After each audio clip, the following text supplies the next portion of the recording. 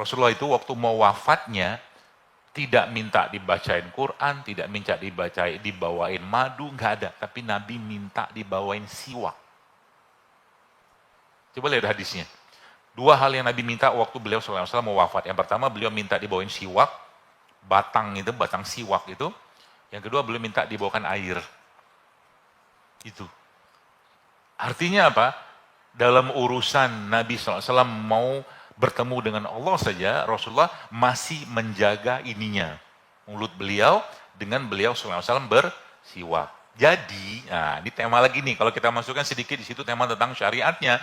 Kalau Anda mau jantungnya sehat, otaknya sehat, bahkan pencernaan kita sehat. Kenapa? Karena banyak bakteri-bakteri baik yang ada pada siwak itu ketika kita makan siwaknya termasuk ketelen, dia punya serat-seratnya siwak itu tuh bagus banget. Karena serat-serat pada siwak itu bermanfaat bagi lambung atau bakteri-bakteri yang ada pada perut kita.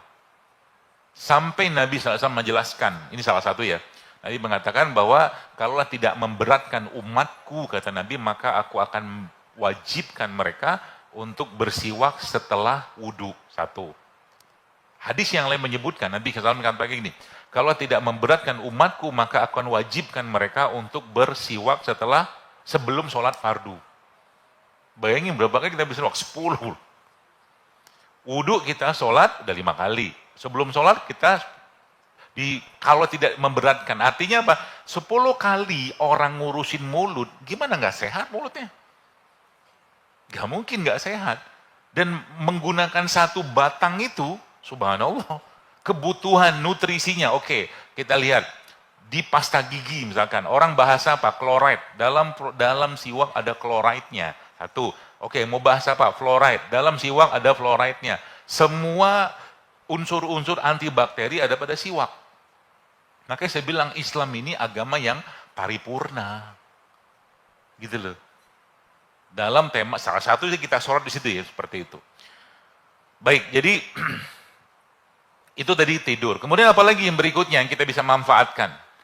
Dulu beberapa rumah sakit itu, mereka kalau pasien-pasien mereka sakit, bukan diletakkan dalam ruangan. Kalau minum pakai tangan kanan ya.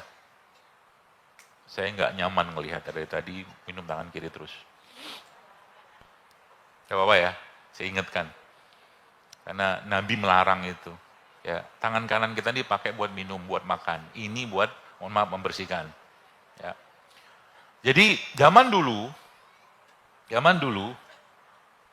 orang itu ketika